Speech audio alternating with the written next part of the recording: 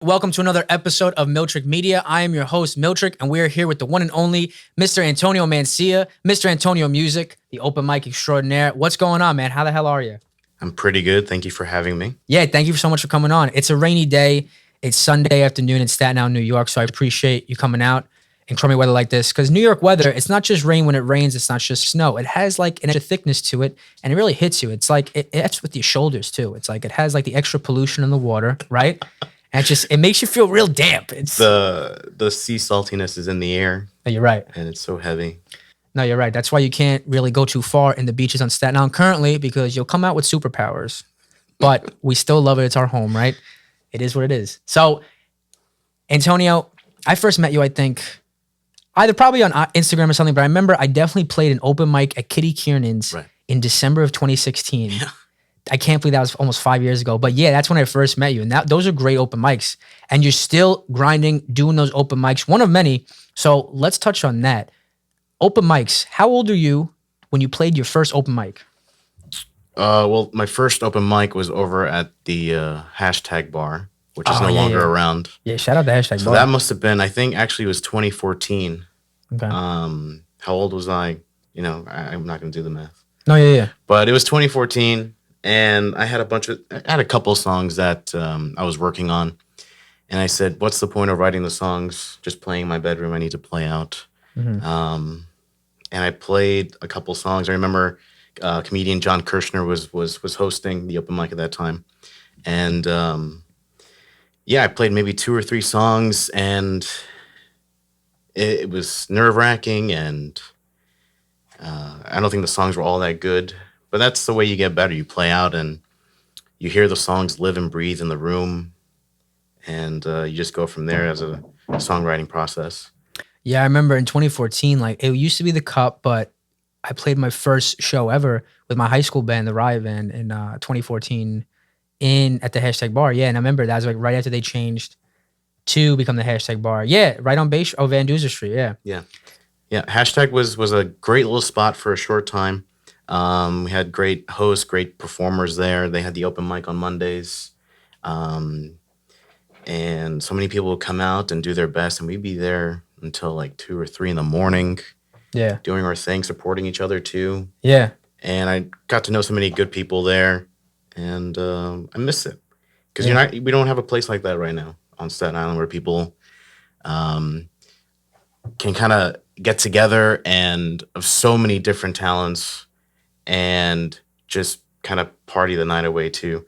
It was a good time. I miss it. So we talk about open mics. So even the first one, when you played, you feel the nerves. It's like you get the adrenaline. I felt the same way too, because it's not like it's more raw and off the cusp. And it's like, it's a lot more, you're a lot more vulnerable when it's just you, a guitar, and open mic. So even leading up to that first performance, what did you have prepared? Did you do 2 songs, 3 songs? Did you do covers? What went into your first open mic performance? I was between 2 and 3 songs. And there were songs that were very personal, I think. My songs are still personal. Mm-hmm. But I think when I started first writing, it was trying to get something out of me to make myself feel better and deal with things. And I think some of those first songs were very depressing. But I worked on them, and they got better. And I started writing songs that people could connect to better, I think. And they just got better from there. No, it's awesome. It's awesome. So what made you want to start managing and hosting your own open mics? It kind of fell into my lap, I think, because working at hashtag bar, not working at hashtag bar, but performing at hashtag bar, one of the owners, managers there, he saw me performing. Maybe he saw something in me, and he said, why don't you host a weekly acoustic showcase, actually a monthly acoustic showcase. So it was one Wednesday out of the month. I would get together with some performers, and we would play on stage, and I'd have them play maybe about a half hour each, just showcase their songs, maybe even cover songs as well. And that was started, I think 2015, I think. Nice. And I was at hashtag for, I think, 2 years or so, and then it closed. Mm-hmm. Then I moved over to Mother Pugs, another great spot on the island for music. Then I did it at Doozer's, right here on Van Duzer. That it's since closed when COVID happened, and I've kind of taken a break on that because I've been busy with so many other things. Yeah, yeah. And you got the new one at O'Henry's, right? Every Friday night. Right. You're still doing Kitty Kiernan's open mic every Thursday night, and Kitty Kiernan's is at Bay Ridge. So yeah, how'd you get involved with Bay Ridge and Kitty Kiernan's? Kitty Kiernan's, another thing that kind of fell in my lap. One of the bartenders that used to be at Hashtag, she's now at Hop Shop, Tabitha. She started working there at Kitty's, and they were looking for an open mic host. They had an open mic that was going on Thursdays, and they had several hosts. So that was going on for a couple of years, but the most recent host at that time left. She was a musician. She still is a musician, and I think she went out on touring, and so there was no open mic, and she recommended me to the owner. Oh, nice. And so the first time I went there, I spent maybe an hour looking for parking. Because Dude, same thing happened to me. Yeah, I thought like, hey, listen, Bay Ridge, it's not downtown. You're gonna be fine. But yeah, it fucked me up too. I was like, dude, I can't find parking. I'm fucked. Yeah, the first time I went, it was just to meet with Tabby and to meet with the owner, just kind of check out the place. And I took about an hour to find parking. I've since gotten way better. I can find parking real quick over there. You become a pro. Yeah, you know the spots. You know, kind of when people are gonna leave, and you can kind of figure it out. And the first time I went in there, I was like, "This is a nice little warm spot." Yeah, it was. And I met the owner the first night that I started hosting, and he was like, "Nice to meet you. Good luck." Yeah. And he kind of walked out, but he's a real nice guy. That is cool though. He had the faith and trust. He just put it in your hands, let you do your thing. Yeah, and I gotta tell you, those first few months were tough. Yeah. We barely had any performers. There were nights I was sitting at the bar trying to work on songs, just writing a little bit. And then I think I started that October 2016. And March 2017, it really started to pick up. Yeah. Word got out in Bay Ridge about the open mic. There was another open mic going on Thursdays, but it was earlier. Okay. So people would get out of that open mic, come to mine for a late night spot, because I would go until 2 a.m. And oh, wow. Yeah. We were grinding till 2 a.m. And it just picked up from there. And a lot of people from the neighborhood, a lot of people from even like Queens and further out in Brooklyn would come out to Bay Ridge to play every Thursday night. And it was a fun time. And COVID hit. Yeah, exactly. Nothing raises your blood pressure more than trying to find parking in Brooklyn or Manhattan. Yeah. Yeah. That hits you so well. Yeah. But so started in October 2016 and then started picking up in March 2017. And even just open mics in general. You feel that when a performer goes through that circuit, the open mic circuit, it makes them a better performer because it's so intimate and it forces you to improve and improv on the spot. Right. You feel that it does make you a more refined performer? Yeah. Doing the open mic circuit? Right. Now I'm busy just about every night with something. I also host karaoke. That's awesome. But at the time, I was only hosting at Kitty's and had my monthly showcase. So I had a little bit more free time during the night. And I would go to different open mics in Manhattan, Brooklyn, Staten Island. We had a couple going on at the time. And just playing in front of different crowds, different bar audiences. Yeah. Trying to impress them with something. And you get different musicians. You see the same musicians as well, too. Like, oh, you're here, too? So yeah, and you get that camaraderie, right? It's like a little community. Yeah. That's the cool part about it. Some of the best open mics I've been to are just people who go there every week and they build their own sort of family community. Yeah. And they support each other. And you also kind of see how they're progressing as well. Yeah.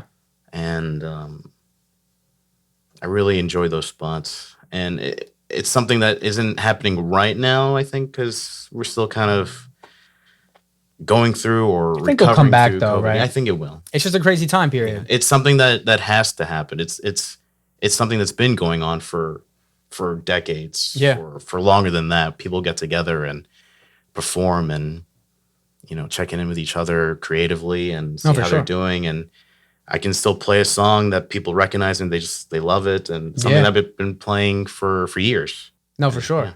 And when did you first start writing songs? I think I can put a year on it. I think 2010 or 2009 or so. I started writing songs.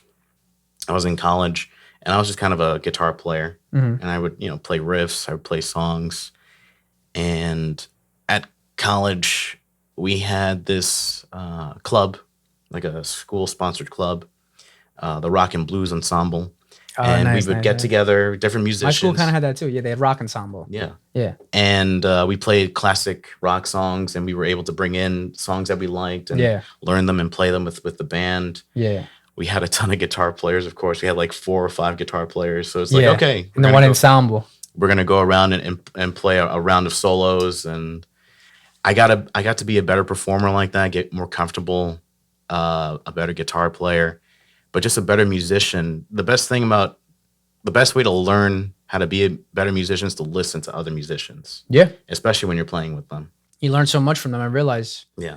you got to surround yourself with other musicians. It's one thing to play yourself and listen to yourself, but to play and to listen to somebody else, you can kind of learn how to fit in and bring something to the song. You're right. Your own dynamic. Yeah. Yeah. And so towards the end of my college career, I started writing songs. Some of my influences were Johnny Cash, Lou Reed, of course, my favorite bands at the time, The Killers, Kings of Leon, The Strokes. But that made its way into my music, but it wasn't as obvious as somebody like Johnny Cash, Lou Reed, Hank Williams even. And I love that combo because you're mentioning artists, those solo are Lou Reed, Hank Williams, and Johnny Cash. They're from a time period, but also with that country vein, but then you're mixing in the 2000s right. Indian post-punk Yeah. rock. That's a cool combination. Yeah. Another strong influence of mine was Trent Reznor from Nine Inch Nails. Oh, okay. More of the songwriting. I wouldn't have expected that. That's awesome. Yeah. And just how organic his music is and how visceral it is too. Yeah, that's a great word to describe visceral. And he's his own lane. Yeah. And not that I wanted to go out and sound like him, but to try and capture that essence of him, how he kind of gets into your head, and he explores those themes about, mental illness or loneliness, things like that. Yeah. Those are things I touch on in my music. Maybe not so outright and obviously, but so I try to write songs at that time, and they weren't all that good. It was hard for me to sing and play at the same time. I wasn't a great singer at the time. Mm-hmm. I've since improved. I'm still an okay singer. It's hard to do both. Yeah. It is. I love playing guitar. I think I'm a better guitar player. And, I just kept at it. And it's funny how you hear other people react to your music, and then they're like, oh, you sound like this, or you sound like that. And sometimes they're musicians that I've never even heard of. Yeah. But then you listen to them, you're like, all right, I kind of get that. And it's funny how we have people who in this world that are similar to us creatively, but we've never met them. And I think that's tapping into that sort of creative consciousness that kind of is in the universe. Yeah, you're right, that wavelength. Yeah. So you talked about an influence like Trent Reznor and how and why he inspires you. So the other ones you mentioned, let's say The Strokes, The Killers, Kings of Leon, Johnny Cash. What makes you gravitate toward an artist and makes you love them? What about that artist really taps into you? I think that's a very personal decision, and it's more about taste. Mm-hmm. And I've been thinking about this recently, actually. Oh, really? Because people are like, oh, who's your favorite artist and this and that? Because I host karaoke, and, the songs that I tend to sing, the songs that I tend to cover, or songs that I write, it's a personal taste thing. It's like food. Mm-hmm. Like, you might enjoy the same plate of spaghetti like I do, but it hits you differently. It reminds you of different things in your life. Maybe that plate of spaghetti to me hits a little deeper and it's more comforting, or it reminds me more of home or my mom. But maybe a plate of sushi for you is something different. Yeah. So I think music hits everybody differently. Mm-hmm. And I didn't go out saying, oh yeah, I want to learn to love Johnny Cash. It's just I heard one song. I'll tell you about Johnny Cash, how that became an influence. It was the movie Walk the Line. Okay. And I'm like, all right, I can kind of dig it. I kind of dig his music. Like I heard maybe a song here and there. It was probably Ring of Fire. Yeah. And then a friend of mine let me borrow his compilation of I think it was his dad's CD, The Essential Johnny Cash. And I just listened to it all the way through. It was 2 discs, probably like 30, 40 songs. I loved all of them. And then like one song that is one of my favorite songs of all time is The Wanderer. It's actually credited to U2, but Johnny Cash sings on it. Mm-hmm. And that's a song that cuts deep for me. And Wanderer. Yeah, well, I went down to Nashville in September of 2020, and I went to the Johnny Cash Museum, and I've heard of Johnny Cash, but because of his influence, and also then after visiting that exhibit, it made me want to dive into his discography and his life more.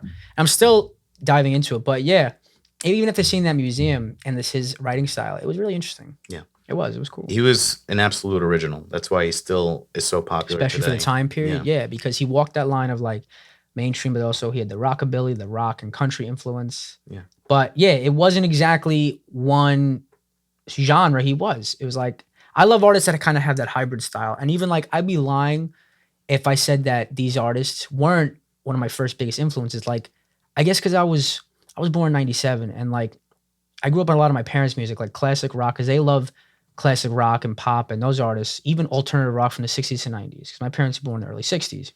But the first kind of like genre, the first cluster of artists I discovered on my own that I felt was like my generation kind of was like a lot of turn of the century metal and rock bands.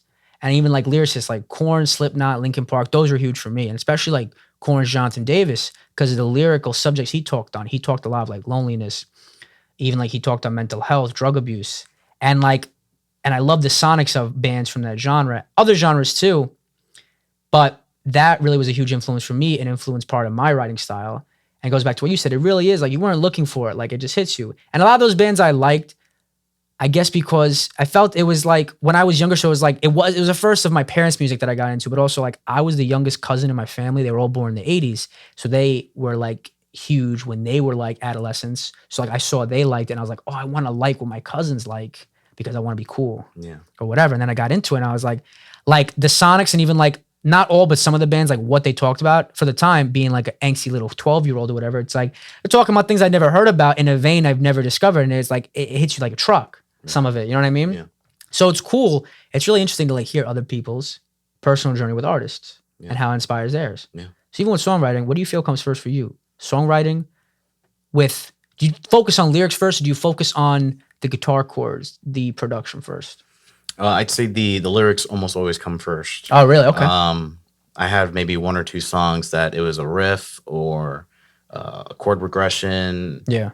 That stuck out and I wanted to write to it. Mm-hmm. But it's almost always the lyrics for me. And that's why I say I'm a songwriter. Yeah. I am a player, but I wouldn't say that I am a guitar player or I'm a singer. I'm a singer-songwriter. Yeah. The words always come first for me. And it's not always the melody either. I'm not great with writing. So you focus on the story first. Right. It's a story. It's a feeling. It's an unusual phrase. Yeah. Sometimes they come to you in dreams. One of my songs, Antelope Gamble, came to me in a dream. It was just the phrase. That's a great title, Antelope Gamble. It was just the phrase. And I was like, this is something. Yeah. I have to write it down. And I expanded on it. And it feels like something that was always existing in the universe, and I just had to pull it out. Yeah, it was like floating around. Yeah. It was floating around. Yeah. So even when you talk about your lyrics, when you sit down and write a song, do you feel that it flows effortlessly, or are you thinking about a certain topic that you want the lyrics to be directly about? Every song's different. I have maybe a handful of songs that came in a few minutes, a few hours. Yeah. The lyrics were there. And I just kind of had to put the music together, and it was fine. Yeah. There's songs I've been laboring on for years. One of the songs I'm going to play later is one of the first like instrumental songs that I ever wrote, and I put lyrics to it. Yeah. And it's something that still doesn't feel finished, but it's good enough now. Let's talk about that. When do you finally feel that a song is finished? Because I get so frustrated with songs that have taken longer than others, and it makes me want to abandon it because it gets me frustrated. I'm like, this song is taking up too much of my time. Of course, it's a labor of love, but you want it to be great for yourself and you want it to be done. So for you though, when you're taking longer than expected on a song, what do you do to either move forward or at least get onto a different topic? Like, you know what I mean? Like to push forward and move through and to make progress. What do you do? Again, every song is different. And I think some songs end up being more finished than others. Mm-hmm. And I think that kind of goes to which songs are your best songs? The ones that are finished, the ones that hit people in a certain way. For example, I think Antelope Gamble is a song that's finished. Yeah. I know what it is. I can play it. It hit you early, I'm good. I cannot play it for months at a time and then pick it back up and it's still fresh. Yeah. And then there are songs that I have that I would say that they're finished, but they don't, to me, they don't feel finished. And I kind of, it's okay to kind of, as an artist, to do something you think the best that you did and it's still not okay. Yeah. But because you need to, as an artist, you need to keep creating. Yeah. Because if you get stuck with something, trying to pull the best out of it, you're going to be stuck doing it for a long time. And it could feel strained. And sometimes you just got to say, that's good enough. I'm going to move on. Because sometimes you get lucky and you get a song that is great right out of the bat. And those are the ones that you got to keep playing. And those become like your signature songs. Because you were lucky you were able to pull it out of the universe, I think.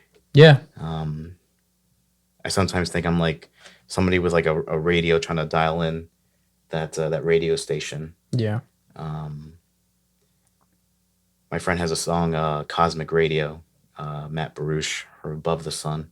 And he's talking about that. It's like you tapping into the universe to get that song, that message. And sometimes it comes in real clear. Most of the time it's a little fuzzy. You can get the most out of it. Yeah. Or the gist of it. And as an artist, you got to keep creating. That's what makes you an artist.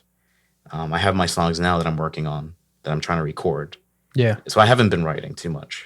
Yeah. Because I want to keep practicing them, rehearsing them. Because you're in that next process. You want to get the recordings as best as possible in the pre-production phase. Right. That's where you're at. And I have maybe one or two songs that keep popping into my head when I rehearse, when I practice.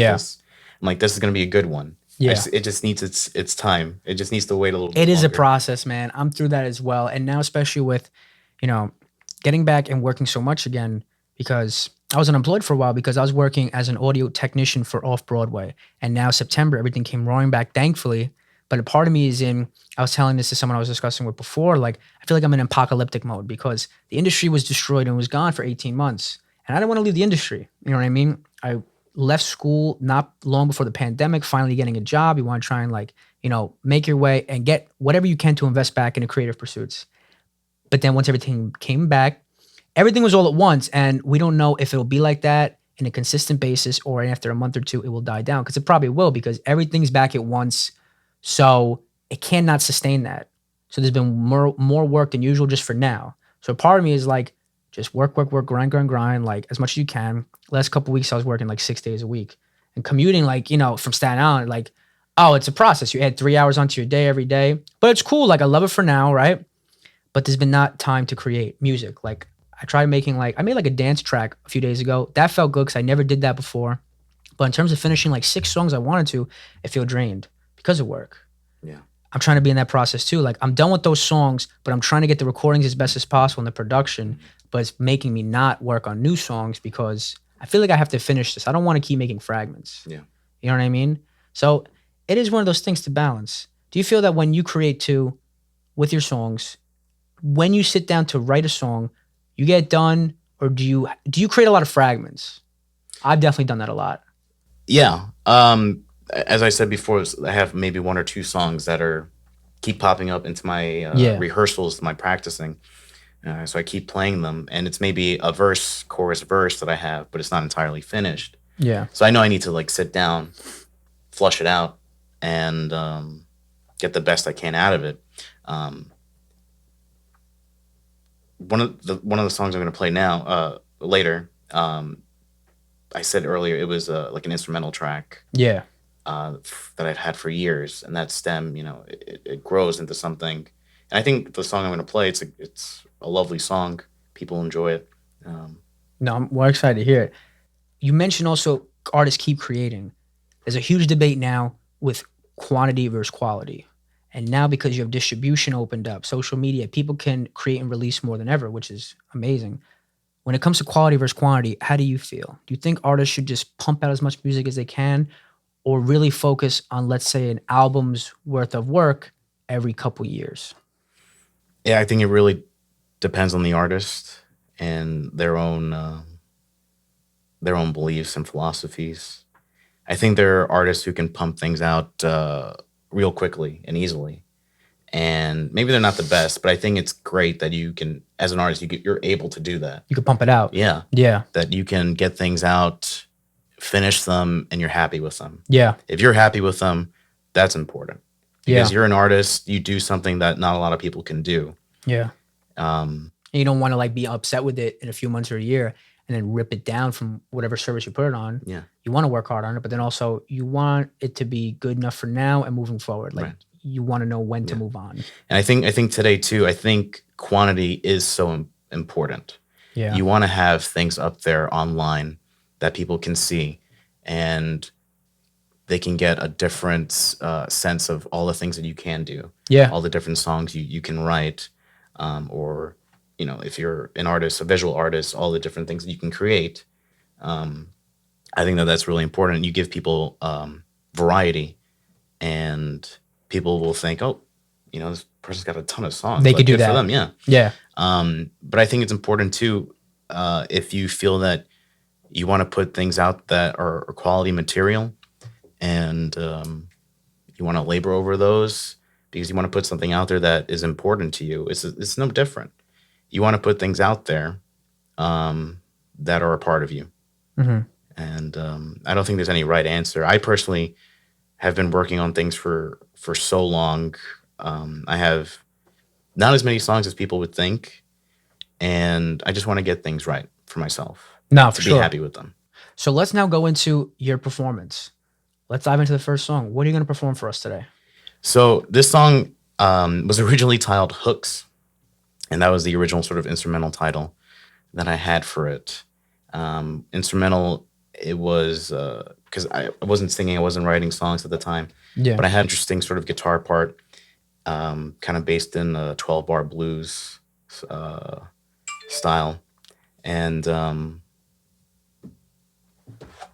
when I started writing songs, I wanted to use that song because I felt like it was important to me, like it was a good song. And I've since changed the title to Rising Tide. Rising Tide, okay. And it's going to be on the album I'm working on. And yeah, should I just get into it? Get into it whenever you want, yeah. Cool.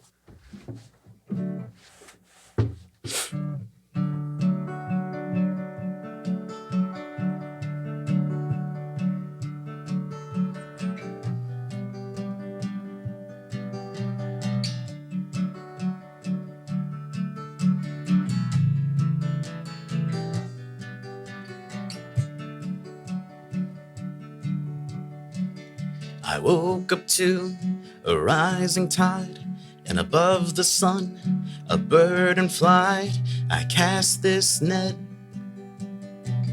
the night before, but I'm still standing on the shore. But I'm still standing on the shore. One boat, one line. I've had this dream too many times. I've cast these hooks the night before, but I'm still standing on the shore. But I'm still standing on the shore.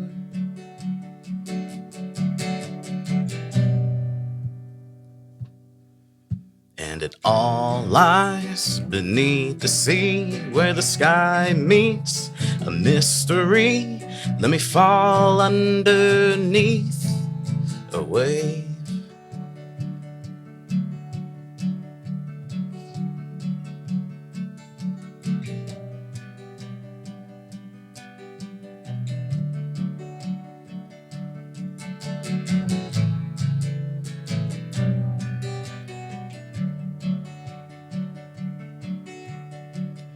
I've tried to fill this empty home with everything and the ones I've known, but I'll cast this net more and more, 'cause I'm still standing on the shore, 'cause I'm still standing on the shore, 'cause I'm still standing on the shore.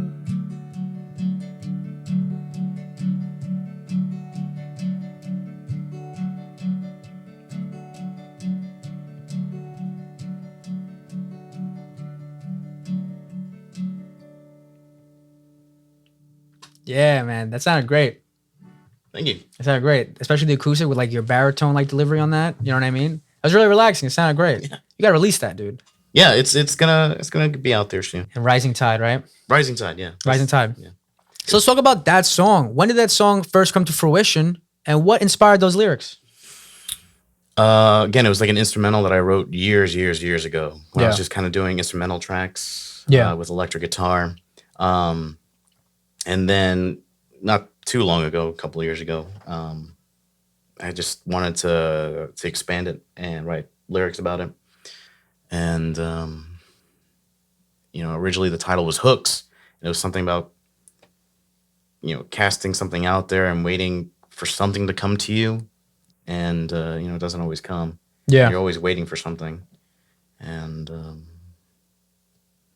it was funny. I was performing it now, and I'm still, like, I changed the title. I Yeah. changed some of the lyrics, and I went back to the old lyrics, but that's okay. See, that's the thing. No one. That's what I No love one's about gonna it. tell. No one even knew. No one's gonna tell. Yeah. It's all our process, which Yeah. which makes it so interesting and exciting. Yeah. No one knows. At open mics, It's the vessel we put it through. if you play a song that, is kind of fresh, and you mess up, you're always going to be like, oh, I messed up. And you're always your harshest Isn't that great? critic. No one knows a thing. Right. And people are like, oh, you did so good. I love that song. I love that line. I'm like, yeah, thank you. But, it wasn't, I messed up. And they're like, I didn't notice. So When it comes to performances too, so either open mic or a performance of any kind, what is your preparation like? What do you do day of to get prepared? for maybe a couple hours, I'll warm up, stretching, my body just getting loose, getting warm, especially like the shoulder, neck area for Yeah. singing. Yeah. People say I'm a good singer. I think I'm an okay singer, but that's the part that I focus on so much now because I want to be a better singer. Yeah. So I'm always practicing with that. And I'll do some exercises on the guitar, but also mix in some breathing with it. So I'm Yeah. playing, warming up my hands to play, but also getting my breath ready so I can sing properly. And I'll work with a keyboard to get notes right. If I'm working on a song now, I'll have it on the guitar. I know I'm going to perform it on guitar, but I'll take the chords to the keyboard to get the vocal melody down. Oh, so that's cool. So you utilize the piano when you're trying to get out your vocal melodies. Right. Okay. For some reason, I hear it better. Mm-hmm. Maybe because the keyboard speakers are pointed at me, Yeah. and I hear more of the overtones better, Yeah. and I can fit my vocal melody a lot more easily. Yeah. And then I just transfer it back to guitar, and That's what I've done as well. Like I've noticed the power of like even just 5-10 minutes a day of vocal exercises, and I've slacked a lot with it too. But there's a couple of great channels on YouTube. I've used a lot of Eric Arsenault. He's his vocal coach. He has like these 3 or 4 daily vocal warm-ups, and the first 10 minutes is like just certain breathing, and you relax your neck, your shoulders, you do lip rolls, Right. and even just like a couple of like light coughs would open up your diaphragm. And even that I've noticed because I try and record at home. I'll try and like squeeze in those practices, whatever. And like it's helped, even though I gotta really put more effort into it because it really does. You need to like open up all those muscles to get the best vocals. Yeah. You know? Do you also produce and record at home at all? Do you work on that at home, or you just go to a studio out when you're creating these songs, when you want to record these songs? I have a hard time at home recording. I do use my phone on occasion to hear how something sounds, and if it's kind of worth pursuing, or if I should. Most of the time, how should I adjust my singing? Yeah. I do have a multi-track recorder at home with a microphone to kind of work on things. During lockdown, I worked on a song, and I thought it sounded great, but you can still hear it's kind of rough. And so for the album, I am working with Sunrise Studios here on Staten Island. Oh, Sunrise Studios. Chris Sauter from Youth Moose. We're gonna work on that album together. Cool. And it's gonna be pretty simple. Yeah. Again, me and guitar. There might be some extra instruments on it, but not much. At home, I just practice my best because I also host karaoke. So we're talking about those exercises. And Joe Broadways, you hosted, right? At Joe Broadways Nice. Wednesday nights. Wednesday nights. And now Tuesday nights at Mexican Cantina here on Staten Island. And where is that cantina located? That's So we know. on Victory Boulevard by Manor Road. Sweet, Victory Manor. Okay, cool. Yeah. If you want to come by, sing some songs. Hell yeah. Listen, yeah, I got to get my chops up somehow. I got to get back out there. You know what I mean? Because now I'm realizing I've been trying to produce a lot throughout the year, but sometimes you get in your own funk too. And I'm realizing going to the shows, open mics, it's like, well, I saw you again recently. I saw Ken here at the Mixer. It's like, I need that too. That was what was missing the most. Like now that everything's open, it's like that also brings so much inspiration and it gets into a different role. Even like working again, like I came up with a couple of songs because I was like not having fun at work. I'm like, fuck this. And like it made me like write a song. I ran to the bathroom and they're like, why are you going to the bathroom for the third time in an hour? It's because I was like, I wanted to get a couple of voice memos out. Yeah. And I did. I was like in the bathroom, you hear the toilet flush. Yeah, maybe I should put that on Spotify too. It's hilarious. But you just like, yeah, I try and like pump out some like little melodies or scats, whatever. Yeah. Do these random new occasions again because they're like new again. Yeah. Stuff that wasn't around for a while, the 18 months. Water is also very important for the voice. No, you're right. So whenever you're ready, would you like to perform for us a second song? I wasn't ready yet. You can wait. You can wait. Let's keep talking. Let's keep talking. I want to talk more about other influences too. So right now, who are your biggest influences at the moment? Who are you listening to nonstop? Not so much to kind of pull things out of them to put into my music, but I'm listening a lot to The Killers. They're still my favorite band. Nice. Beyond Mr. Brightside, they have a ton of other songs, great songs. They released an album 2020 and Imploding the Mirage. correct. And I think it's great. It wasn't my favorite, but there are great songs on it. And I mentioned, I work on my vocal melodies with a keyboard. I started covering Caution, and it sounds great on the keyboard. With guitar, it's a little tough, but they have great songs on that album. That was a great record. I just felt it was very much a little too overproduced, but I enjoy the album anyway. And then just a few months ago, they released another album, Pressure Machine, and it's very much raw, stripped down Americana. I was excited and surprised it did because they had a gap because Battleborn came out in 2012, Wonderful Wonderful came out in 2017, then Imploding the Mirage. And I know because COVID interrupted like probably the whole promotional rollout and the tour, and they came back with that. It's like, yeah, they haven't come out 2 records in like 18 months and so long.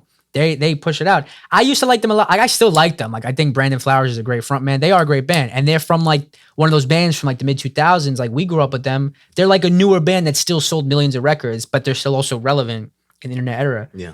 Like I remember I was younger because I was like I still used to buy CDs like in 2007 to 2009. I was just like, oh, the Killers are popular right now. Let's get into it. Like, and I remember I bought Human, A Day and Age. Yeah. And like I had like a little box set because it came with like their first 3 records. And it also came with that compilation Sawdust. Yeah. So like I have like 4 of their CDs just chilling. Yeah. But no, they're a cool band. They are. Yeah, I love the Killers. I was lucky that throughout college I had 2 of their albums. Okay. Sam's Town and Day and Age be released. And Day and Age is one of my favorites. I could listen to that beginning to end. Guitar Hero, actually, I think, and I realized Guitar Hero 2 is one of the first times I've heard of the Killers because they had When You Were Young on it. Right. And that song was also blowing up back then, 06, 07. Yeah. And that's when I think that was what introduced me to them, that song. It's a regular of mine for karaoke and one that I cover as well. Oh, on nice. Guitar. I also cover Mr. Brightside, of course, and that's a fun one. What are your favorite songs to cover? Like, what makes you want to cover a song? I gotta love the song. I understand some performers performing songs that are popular. Yeah. Because you want to play something that people are familiar with and want to hear, especially at a bar. People are in their drinks or in their food, and they want to be entertained, and that's important. That's something I want to do too. Yeah. But for me, if I want to cover a song, it has to be something that I really enjoy. Yeah. It's either got to be something that I enjoy and that people will recognize, and I can put my own spin to it. For example, Mr. Brightside, When You Were Young. I also cover Sex on Fire. Oh, wait, Kings of Leon? Yeah. Great record. And that one is very different than the recording. Very different. It's much more stripped down, slower, more intimate, I think. Of how you perform it? Yeah. Yeah. And or I'll take a song that is not really well known and I'll cover it. And we'll be like, "Oh, did you write that?" I said, "No, I didn't write that." And I'll tell them who wrote it. One of my favorite songwriters who actually he passed away last year, very young. He was not even 40 yet, I think. Justin Townes Earl. I cover three of his songs. Burning Pictures, White Gardenias, and one of his more recent songs, Champagne Corolla. And he passed away very young, and he was a great songwriter. I just found him on the NPR Tiny Desk. Oh, okay. I was kind of going because I had seen that, and I submitted a song for the contest to be a featured artist on that on the NPR's Tiny Desk. And I was kind of going through some of their old videos, and I saw, oh, this is a guy. He's a songwriter. He's got a guitar. Mm-hmm. Let me check him out. And one of his songs that he played there was White Gardenias that he wrote about Billie Holiday. Okay. And it's a beautiful song. It's probably one of his most popular songs that he'll play like at all of his shows. Yeah. And every time I play it, I get a little emotional about it. And people are like, "That's a great song. Like, did you write it?" I said, "Nope, I didn't write that." But it's great to take a song of an artist that you love that maybe people don't know and take it out there, perform it in a way, and people are like, "That's a great song." You're like, yeah, I know. Like listen to them. You put your own spin on it. Yeah. Covers are like originals too in a way. You mentioned a lot of rock and roll artists and singer-songwriter. Are you inspired by hip hop at all? Oh, when I was growing up, when I was young, I'm from the MTV generation, and I used to love hip hop. I'm like a 90s hip hop kid. Who were your favorite artists? At the time, it was like Biggie, Puffy, now Diddy, Mace at the time too, Nas, Busta Rhymes was one of my favorites. He had so much energy. It was so fun. The syllables he packs into a bar, it's amazing. Like it is so technical. That shit's fascinating. Yeah, I used to love hip hop. I mean, I still like hip hop today, not as much. I know fewer artists. I'm sure that's an influence in some way. So you're not as much inspired by like modern hip hop. You don't pay attention to it as much currently. Correct. I got you. Okay. Yeah. But I'm sure it's in my influences somewhere. It's in my playing somewhere. Yeah. It has to be. What about modern country artists? Do you have any influences from that? Do you listen to that? Yeah. Not so much the more I'd say sort of Nashville factory made country. I do like Luke Bryan. I think he's a great singer. Some of his older songs I think are great, fun. Some of his newer stuff, not crazy about. But one artist that's kind of like more modern outlaw country is Sturgill Simpson. Okay, yeah. He's got an amazing deep voice. I found him on Tiny Desk as well. His voice is very similar to Waylon Jennings. And his record, what was it called? I don't remember what it was called. But the song from it was Turtles Going Down. It was about him taking drugs and sort of going on a trip. He's sort of like this hippie outlaw country guy. And his most recent record that I enjoyed was, it's escaping me right now. But one of his songs that I really enjoyed was Make Art, Not Friends. Okay. I tried covering that, and it's okay, my version of it, but it's something I didn't play out too much. But I sort of like country artists that are more, I think, more honest, a little bit more stripped down. Yeah. Because I think a lot of the more popular country today is too polished, and recording something. This is going to my own sort of beliefs and philosophies about recording and music, is to be honest and to have that human quality in a recording. Yeah. You want it to be perfect, but you don't want to be so perfect that it loses its humanity. Yeah, you know, like yeah, even when I'm producing beats or compositions, like I love samples. I also love live instrumentation, putting live. Like I'll play guitar and bass on my recordings, and I'll sing in whatever I do. I like quantized things, but also it's like I want it to be like let's say 60-40. You want it to be perfect because you realized you want to connect with people, but then also you need to have that kind of like human feel to it. It has to be a little imperfect. Yeah. That's probably gonna stand the test of time the most. Because if it is too perfect, then sometimes it feels too calculated. I'm trying to find that balance too. And even country, I never used to like country. I thought like liking country was like, oh, it's whack. It's like we're in New York. Like who the fuck listens to country? But I realized I was dumb. Like I could learn from any style of music. Yeah. Jazz, like world beat, country. And I started listening more to country the last 2 years or so. And there's some artists like, yeah, I'm getting into it more. I'm learning more about the genre. It's cool. Yeah. It's cool to just like get into and learn from that songwriting style that I never thought I would learn or appreciate. From other genres too, even jazz. I've been like, getting into a lot, like Miles Davis, John Coltrane. Like I'm realizing there's a lot of fucking magic here. I should like listen. Yeah, just learn. There's good music all over, and sometimes we keep ourselves away from it from our own sort of, what we think is right, what's good, and what's popular, and what our friends listen to. Influenced by that. Miles Davis is one of my musical heroes. Yeah. I used to listen to him. I still listen to him all the time. I have his records on vinyl.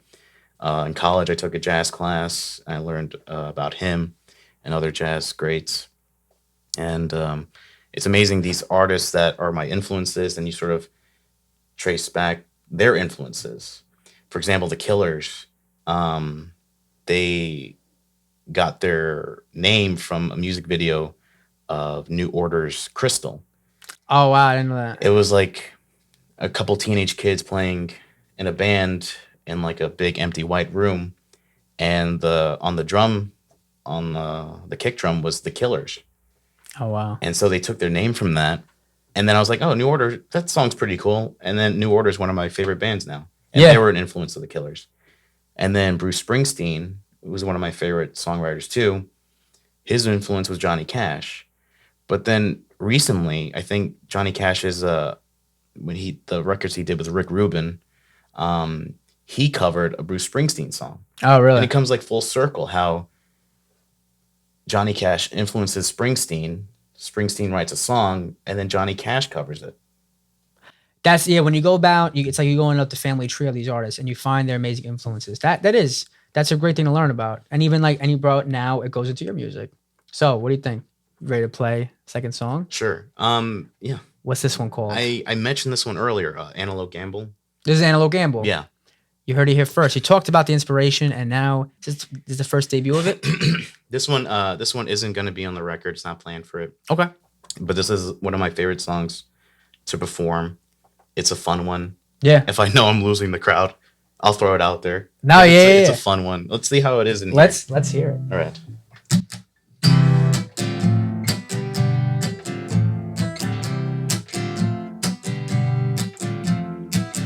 Does the antelope gamble when the lions are nowhere to be seen? It's too bad for the zebra. It's too bad we're all watching color TV. What is the rain to a lake but a breath of fresh air for the dying fish? And our scales became feathers to try and capture all of our hopes and dreams. But dreams were thrown away by the beast, comfortable in its cage, like this wolf on its leash has graduated into man's greatest friend.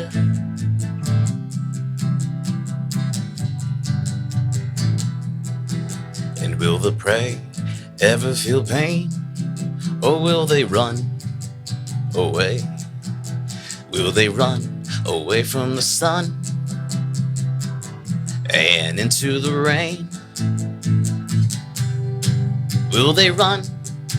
Will they run? Will they run?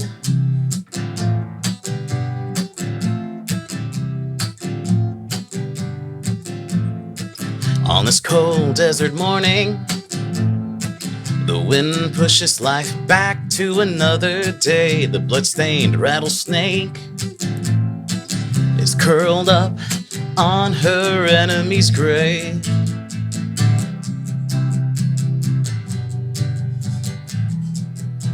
And will the prey ever feel pain, or will they run away?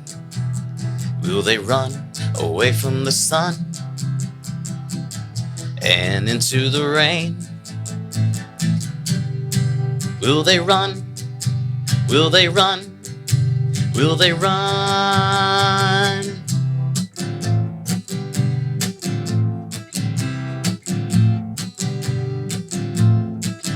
Does the antelope gamble?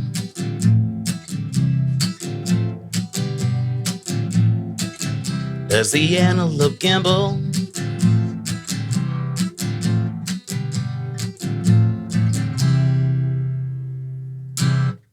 Nice. Nah, that's cool. Especially like with the lyrics and even like mixing with those chords. No, it was awesome. Thank you. I appreciate you here. Yeah. Well, listen, to wrap it up, let us know where we could find you and follow everything you're doing on internet. Okay, so on Instagram, which I use the most, at Mr. Antonio Music, all one word, Mr. Antonio Music. On Facebook as well, not as active on that though. On Twitter, not as active on that though. Yeah. And my music's gonna be out there. I have some stuff on the Bandcamp. Okay. No, what's the other one? We have The orange one. Oh, SoundCloud. SoundCloud. I'm on SoundCloud as well. I have an instrumental like Christmas album on there. If you're Oh, interested in nice, that. yeah. I like electronic music too. Yeah. I tried to do something with that. Check it out. I hope you enjoy it. Yeah. The holidays are coming. So Hell now's yeah. a good time to sit back with some eggnog and And you're gonna have some new music coming out on all the streaming platforms, hopefully soon. yeah, Spotify, I'm- all that. Yeah, I'm aiming for before the end of the year, so I'm kind of cutting it close. But Nah, it's it's all going to be good. out there. And thank you so much for having me. Thank you so much. And like he said, all lowercase, Mr. Music, he's posting new content and videos every week. He has a Kitty Kiernan open mic Thursday nights, karaoke's at Joe Broadways Wednesdays, got a Henry's Public House right on Staten Island. Friday nights he's doing an open mic. And yeah, more stuff coming from Mr. Antonio Music soon. Be sure to check him out. And thank you for coming on the podcast. And we will see you all soon.